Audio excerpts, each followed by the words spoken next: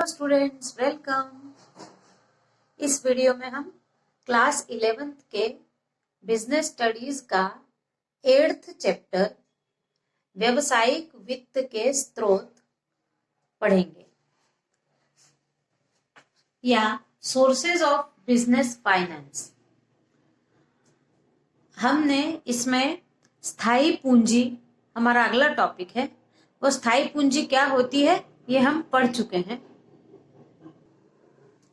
अब हम देखते हैं स्थायी पूंजी का महत्व या इंपॉर्टेंस ऑफ फिक्स्ड कैपिटल। स्थायी पूंजी यानी जो किसी भी व्यापार में स्थायी रूप से लग जाती है, जिसे वापस नहीं पाया जा सकता, जैसे भूमि में, भवन में, मशीनरीज में, फर्नीचर में जो पूंजी लग जाती है उसको स्थायी पूंजी कहते हैं और उसे वापस नहीं लिया जा सकता। तो इसका महत्व क्या है?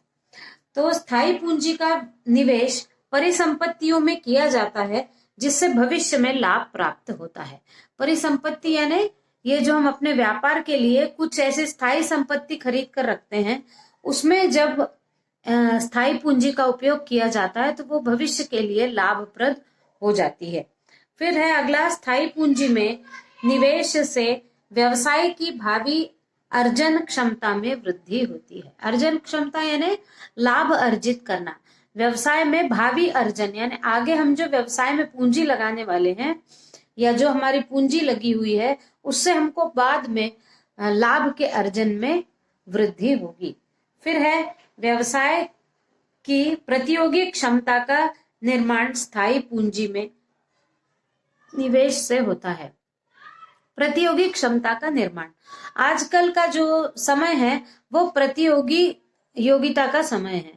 व्यापारों में भी, व्यवसायों में भी आपस में बहुत प्रतियोगिताएं हैं। एक ही वस्तु बनाने की कई कंपनियां हैं, तो यदि स्थायी पूंजी है तो प्रतियोगिता में कम से कम भाग लेने की क्षमता निर्माण हो जाती है किसी भी व्यवसाय की। फिर अगला है व्यवसाय पूंजी, स्थायी पूंजी निवेश से व्यवसाय का विस्तार होता है। यानी यदि स्थायी पूंजी एक बार लगा दी जाए तो उसके बाद बार बार उसमें पूंजी नहीं लगाना पड़ती, इसलिए दूसरे स्थानों पर पूंजी लगाकर अपने व्यवसाय को बढ़ाया जा सकता है। फिर नई तकनीकें लागू, जो नई नई तकनीकें आती रहेंगी वो सब स्थायी पूंजी लगाने के कारण लागू की जा सकेंगी। उसके बाद स्थायी पूंजी के अभाव में व्यवसाय की स्थापना असंभव है। यदि भूमि, भवन आदि पर पैसा न लगाया जाए तो व्यवसाय की स्थापना करना असंभव हो जाता है। फिर स्थायी पूंजी से व्यवसाय की ख्याति में वृद्धि होती है, यानी जो गुडविल होता है व्यवसाय का उसमें वृद्धि होती है। फिर व्यवसाय के विकेंद्रीकरण में स्थायी पूंजी सहायक होती है। विकेंद्रीकरण यानी उसको अलग अलग और फैलाने के लिए स्थायी पूंजी आवश्यक होती है। तो यहाँ पर हमने देखा कि स्थायी पूंजी का क्या महत्व है। अब हमारा अगला टॉपिक है स्थायी पूंजी के स्रोत या सोर्सेज ऑफ फिक्स्ड कैपिटल। अब इस स्थायी पूंजी को कहां से प्राप्त किया जा सकता है, किन स्रोतों से प्राप्त किया जा सकता है? तो पहला है अंश पत्रों का निर्गमन। अंश पत्र यानी शेयर्स। शेयर्स यानी किसी भी व्यवसाय के जो कुल पूंजी है उस पूंजी को यदि छोटे छोटे अंशों में विभक्त करके और जनता को इशू किए जाएं शेयर्स, उससे प्राप्त जो पूंजी होगी वो स्थायी पूंजी के काम आएगी। फिर ऋण पत्रों का निर्गमन, जैसे अंश पत्रों का निर्गमन है वैसे ही कुछ ऋण पत्र हैं, उनको यदि जनता को इशू किए जाते हैं तो उनके बदले में जो पैसा मिलता है उससे स्थायी पूंजी के कार्य किए जा सकते हैं। फिर विशिष्ट वित्तीय संस्थाओं के से ऋण। विशिष्ट वित्तीय संस्थाएं कुछ ऐसी होती हैं जो व्यवसायों के लिए ऋण प्रदान करती है, उनके द्वारा ऋण लेकर स्थायी पूंजी पा सकते हैं। फिर लाभों का पुनर्विनियोजन। लाभों का पुनर्विनियोजन यानी जो भी वस्तु का उत्पादन हो रहा है सारे उत्पादन के बाद जब वस्तुएं बिक जाती हैं, बिकने के बाद जो भी उससे रुपया प्राप्त होता है, वो रुपया जब सारे साधनों का पुरस्कार हो चुका होता है, तब जो शेष लाभ बचता है, उस लाभ को फिर से व्यवसाय में उपयोग करना लाभों का पुनर्विनियोजन कहलाता है। फिर बैंकों से सावधिक ऋण, बैंकों से सावधिक ऋण यानी निश्चित अवधि के लिए बैंक से ऋण ले लिया जाए। फिर जन निक्षेप यानी कुछ जनता के द्वारा भी व्यवसाय में लगाया जाता है पैसा, उस पैसे से भी जन स्थायी पूंजी प्राप्त की जा सकती है। फिर व्यवसाय के स्वामी के निजी साधन, अब जिसने ये व्यवसाय खोला है, उस व्यवसाय का जो स्वामी है, उसके भी कुछ ऐसे निजी साधन होते हैं जिनके माध्यम से वो और पैसा कमाकर इसमें लगा सकता है। तो ये हो गए हमारे स्थायी पूंजी के स्रोत। अब हमने तब देखा था स्थायी पूंजी और कार्यशील पूंजी, दो प्रकार की पूंजी व्यवसायों में लगाई जाती है। स्थायी पूंजी हम पढ़ चुके हैं। अब हमको देखना है कि कार्यशील पूंजी या वर्किंग कैपिटल क्या होता है। तो व्यवसाय को सुचारू रूप से चलाने के लिए जिस पूंजी की आवश्यकता होती है, उसे कार्यशील पूंजी कहते हैं। कार्यशील पूंजी से व्यवसाय की दैनिक आवश्यकताओं की पूर्ति होती है, जैसे कच्चे माल के क्रय करने की, वेतन की, मजदूरी की, किराया, तैयार माल का स्टॉक रखना, ये सारा वर्किंग कैपिटल के माध्यम से किया जाता है, कार्यशील पूंजी के माध्यम से किया जाता है। इसको लगने वाला सारा पैसा कार्यशील पूंजी कहलाती है। कार्यशील पूंजी को अल्पकालीन पूंजी, चक्रशील पूंजी, तरल पूंजी, त्वरित पूंजी, इन नामों से भी जाना जाता है। अब कार्यशील पूंजी के संबंध में दो अवधारणाएं प्रचलित हैं, सकल कार्यशील पूंजी और शुद्ध कार्यशील पूंजी। सकल कार्यशील पूंजी का अर्थ है चालू संपत्तियां और कार्यशील पूंजी का अर्थ है चालू संपत्तियां एवं चालू दायित्वों का अंतर। अब हम यहाँ पर देखते हैं परिभाषा, कार्यशील पूंजी की परिभाषा। तो कार्यशील पूंजी का अभिप्राय चालू संपत्तियों से है, जो चालू क्रियाशील रहती हैं संपत्तियां, उनसे है। अभी हमने देखा ही था कार्यशील पूंजी में कच्चे माल का करना, श्रमिकों को वेतन देना, मजदूरी देना, किराया देना, तैयार माल का स्टॉक करना, इन सारी बातों पर लगने वाली पूंजी को कार्यशील पूंजी कहते हैं। अब हम अगला देखते हैं कार्यशील पूंजी के प्रकार। तो कार्यशील पूंजी के दो प्रकार हैं, एक नियमित अथवा स्थायी कार्यशील पूंजी, यानी व्यवसाय के सामान्य संचालन में उपयोग की जाने वाली पूंजी को नियमित या स्थायी कार्यशील पूंजी कहते हैं।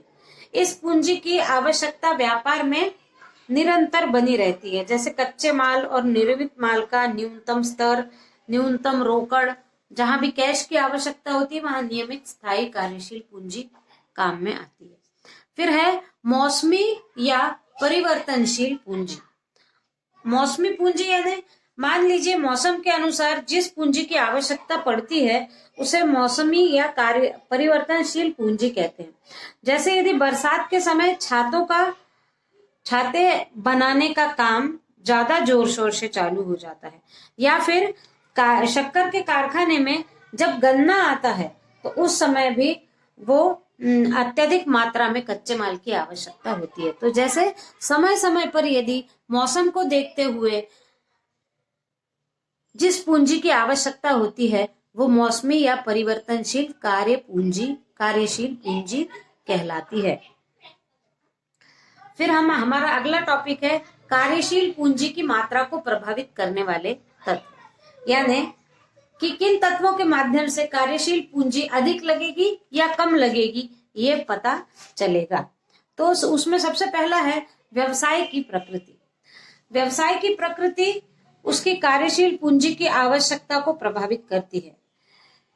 जिन व्यवसायों में कैश का फ्लो नियमित बना रहता है वहां कार्यशील पूंजी कम आवश्यकता होती है, और जहां ज्यादा उद्योग श्रम प्रधान होते हैं वहां पर कार्यशील पूंजी की आवश्यकता अधिक होती है। व्यवसाय की प्रकृति कैसी है, इस पर कार्यशील पूंजी कितनी लगेगी, ये जहां पर रोज काफी कैश का आना जाना होता है वहां पर कम कार्यशील पूंजी लगेगी। उसके बाद अगला है व्यवसाय का आकार। यदि बड़े आकार का व्यवसाय है, उपक्रम है, तो अधिक कार्यशील पूंजी की आवश्यकता होगी, और यदि छोटे आकार का व्यवसाय है तो कम कार्यशील पूंजी की आवश्यकता होगी। फिर है उत्पादन में लगने वाला समय। यदि कच्चे माल को निर्मित माल में बदलने के लिए अधिक समय लगता है तो अधिक कार्यशील पूंजी की आवश्यकता होगी। यानी कच्चा माल लाने के बाद वो कारखानों में कई दिन तक उसके द्वारा बनने वाली वस्तुओं को बनने में यदि देर होगी तो कार्यशील पूंजी अधिक लगेगी, और कच्चा माल लाते ही यदि कारखानों में तुरंत वस्तु बन जाती है तो कार्यशील पूंजी कम लगेगी। फिर है विक्रय का तरीका। यदि उधार विक्रय वाली संस्थाओं को कार्यशील पूंजी की अधिक आवश्यकता होगी, और उधार नहीं है तो कार्यशील पूंजी की कम आवश्यकता होगी। फिर अगला है मौसमी कारक। मौसमी उद्योगों में मौसम में अधिक कार्यशील पूंजी की और मौसम समाप्ति पर कम कार्यशील पूंजी की आवश्यकता होगी। जैसे अभी अपन ने मौसमी में छातों का उदाहरण देखा था। जब छाता अधिक बनेंगे तो अधिक कार्यशील पूंजी की आवश्यकता है, और जब छाते कम बनने लगेंगे बरसात के बाद तो कम कार्यशील पूंजी की आवश्यकता होगी। फिर है व्यापारिक जोखिम। जोखिम पूर्ण व्यवसायों में अधिक कार्यशील पूंजी की आवश्यकता है, और कम जोखिम पूर्ण व्यवसायों में कम कार्यशील पूंजी की आवश्यकता होगी। फिर कच्चे माल की उपलब्धता। यदि कच्चा माल निरंतर उपलब्ध होता रहा तो कम कार्यशील पूंजी की आवश्यकता है। इसके विपरीत यदि कच्चे माल की आपूर्ति वर्ष में कुछ ही महीनों तक होती है तो कार्यशील पूंजी की मात्रा अधिक लगेगी, आवश्यकता अधिक होगी। क्योंकि यदि कोई भी लेबर काम करते हैं, निरंतर काम करते रहते हैं, तो उनको ज्यादा एक समान भाव से काम करवा लिया जाता है, एक समान दर पर उनसे काम करवा लिया जाता है। लेकिन यदि कच्चा माल कभी कभी उपलब्ध हो पाता है तो उस समय फिर लेबर भी महंगी हो जाती है, इसलिए कार्यशील पूंजी भी अधिक लग जाती है। फिर है लाभांश की नीति। यदि लाभांश नकद बांटा जाता है तो अधिक कार्यशील पूंजी की आवश्यकता होगी। इसके विपरीत यदि लाभांश का भुगतान बोनस के रूप में किया जाता है तो कम कार्यशील पूंजी की आवश्यकता होगी। बोनस में किया जाएगा तो वो कुछ कुछ विशेष समयों पर किया जाएगा, इसलिए उस समय कार्यशील पूंजी की आवश्यकता बढ़ जाएगी। इस वीडियो में बस इतना ही। Thank you.